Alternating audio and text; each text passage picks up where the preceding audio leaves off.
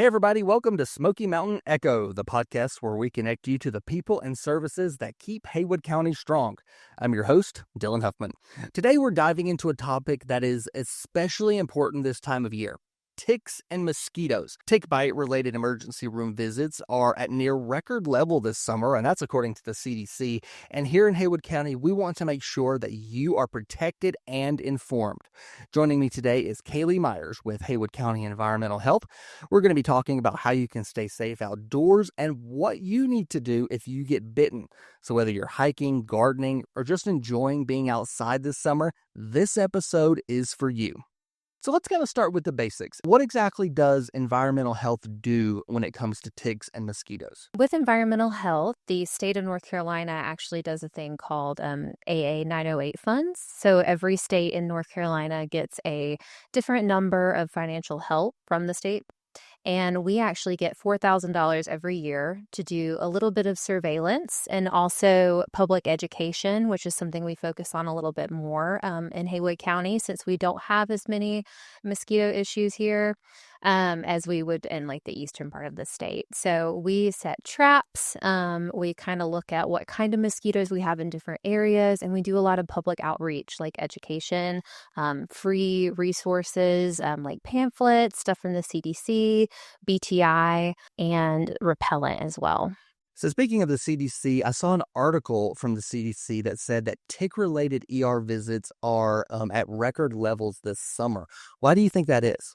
So for me, just kind of what I've seen is that we are having warmer winters and hotter summers, hotter springs. So this allows for more of a breeding ground for mosquito and ticks because we do see those kind of occurring in the summertime. A lot of the time when you have winter months, they're dying off. And there's specific mosquitoes and ticks that might live through the winter, but most of them do die off. So I think that things are just being reported more. There's more outlets for that. And also with the warmer weather as well. What are some of the most common tick and mosquito-related illnesses that people in our area need to be aware of? Sure. So for ticks, I would say Lyme disease is one of the most common ones here. And a lot of times with Lyme, that will be underreported. So you might see a pretty low number if you look up the statistics online, but that's because a lot of people, when they get bit, they don't wait for that rash to kind of occur on you. You'll just go straight to the doctor and they'll usually get you on an antibiotic or something like doxycycline. And then with mosquitoes, we see a lot of, specifically for Haywood County, what is called lacrosse encephalitis. And that occurs usually in children. And it is actually endemic in Haywood County, meaning that we have cases every year. It's always occurring. So let's kind of focus on ticks for just a moment. What time of year would you say that they're more active in Western North Carolina? Is it kind of right now as we're kind of getting into summer or in summer? So for ticks, a lot of the time, like you can see them in April. So as soon as the weather starts getting a little bit warmer, you're most likely going to notice ticks maybe on you or your pets. You might also notice the smaller ones. So that might be the larval form of ticks because they're just starting to breed and hatch. And that usually, I know for me specifically, I did notice them at my house around April. That's why it's important to kind of consistently make sure that your pets are on vet-approved medication for ticks, even year-round, especially now that a lot of the time our winters are warmer, allowing for more breeding.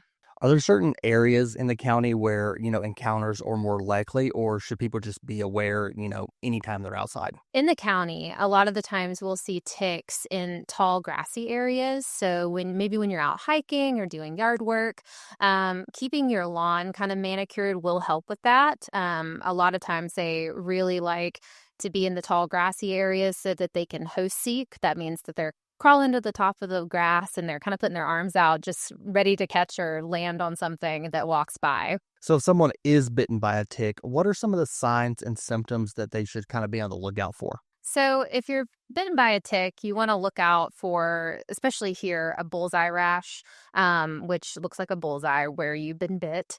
Any fever, joint pain, any tiredness, anything like that. And a lot of times I tell people, if you've noticed that you've been bit by a tick, it's blood fed on you. You just go ahead and go to the doctor and get their opinion on it. A lot of times they're going to go ahead and get you started on that doxycycline just to be safe, because it's better to do that than to get Lyme and have to deal with the causes of that. Can you walk us through kind of the proper way to remove a tick? So one of the proper ways to remove a tick would be with, I prefer to use fine tip tweezers, and you want to grasp that tick as close to the skin surface as possible. You want to pull upwards steadily and evenly. You don't want to twist or jerk the tick, because you might accidentally pull part of the tick off and still leave the head in there. And that can lead to other issues like secondary infections, stuff like that. And just make sure that you clean the bite area in your hands with rubbing alcohol or soap or water after you're done. You can save the tick so that you can bring it in for testing at the doctor if you're worried about it. Or you can just go ahead and go to the doctor, and most likely what they will do is just go ahead and get you started on an antibiotic. What about our pets? I know you said that it's probably a good idea to keep your pets on tick medicine all year long. Is there anything else that pet owners need to know when it comes to ticks? Especially if you have a yard, just try to keep your yard pretty manicured if you can. Make sure there's not a lot of tall grass or things that your pets can get into. And then again, just keeping them on, vet-approved medication. That's probably going to be your number one resource for fighting off tick bites. Let's kind of move over to mosquitoes now. Are there certain areas, of concern when it comes to mosquitoes in the county? We have certain areas that are low-lying that might always have standing water. A lot of times you're actually not going to find mosquitoes in running water. So you don't typically find them in rivers that are fast flowing. You might find them in an area called an oxbow, which is where the river will flood out. And then there's this curvature of water that kind of stands there for a while. And then it may dry out or it may stay. So in these areas, that's when we like to use products like BTI. That's a granular form that actually kills the larval state of the mosquito. And that's kind of the best way to tackle that. What can folks do kind of around their homes if they're looking to reduce, mosquito breeding grounds? So around your home, a lot of times mosquitoes will breed in bird feeders or gutters, like things that may not be getting what we call tip and toss. So we want to make sure that when we have bird feeders or buckets of water, maybe you have a rain barrel, something like that, you want to make sure that you're not leaving standing water in that area. And let's take rain barrel, for instance. You want to keep that water. So putting that BTI granular in that barrel will keep mosquitoes from breeding in that barrel. And also, so for bird feeders and your gutters, just make sure that you're cleaning out your gutters. Any leaf litter that's going to block water and have standing water in your gutters, you want to make sure that you're getting that out, like maybe monthly, especially in the fall or before summertime. After big storms, stuff like that. And then with your bird feeder, kind of spraying it with a hose every other day will eliminate that source for mosquitoes to breed. Does spraying help at all when it comes to mosquitoes? In Haywood County, we don't focus too much on spraying. We focus more on prevention. So with that, we're talking about the tip and toss that we just talked about previously, using BTI. We're going to focus on killing the larval form of the mosquito in standing water.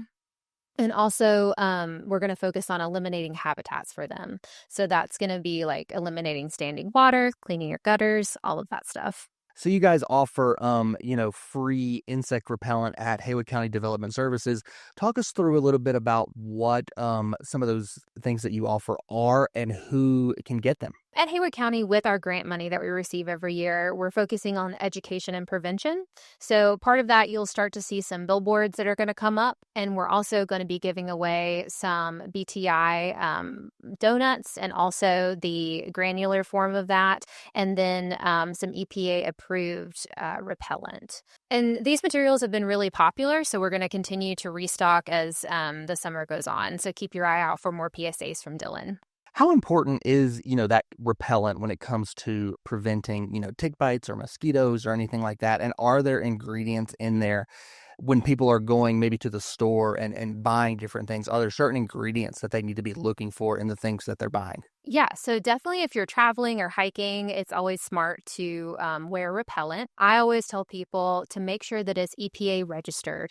And you can find those sources on the EPA's website or CDC. Just make sure that there should be a listing on the bottom of it that says that it's EPA registered. So if folks want some more information about, ticks, mosquitoes, either, locally here in Haywood County or just kind of, national resources like the CDC, what do you recommend people going and looking at? Where do you recommend people getting their information? So I always recommend the CDC. They typically have a lot of really good information, especially around the summertime. And a lot of times you can find free information, and you can always come to the health department. We have pamphlets that we order from them every year, and a lot of that's specific to Haywood County. So as we kind of bring this conversation to a close, what's one thing, if you had to narrow it down to one thing, what's one thing that you wish, every Haywood County resident knew when it comes to ticks and mosquitoes and staying safe? One of the main things I would like people to know in Haywood County is that the number one thing that's going to help you is prevention. So just like we've talked about previously, tip and toss, making sure that you're cleaning out your gutters, making sure that you're refreshing that water in your bird feeder every 2 days or so to break that cycle. And also using things like BTI in donut or granular form. And then with ticks, just making sure that you are cutting your grass, there's no long grass in your yard, and then making sure that you are wearing long pants, long shirt, hats, stuff like that, checking yourself for ticks after hikes or being outside in those wooded areas. That is going to be the best way to prevent. That was Kaylee Myers with Haywood County Environmental Health, and the Environmental Health Office is located at Haywood County Development Services at 157 Paragon Parkway in Clyde. That's right next to Tractor Supply. They're open Monday through Friday from 8 to 5, so be sure to take advantage of those free resources. New episodes of Smoky Mountain Echo are available the last Tuesday of every month, and they're always available on demand wherever you find your favorite podcast. You can also check out our website, smokymountainecho.podbean.com. Thank you so much for joining us. I'm Dylan Huffman, and we will see you next month.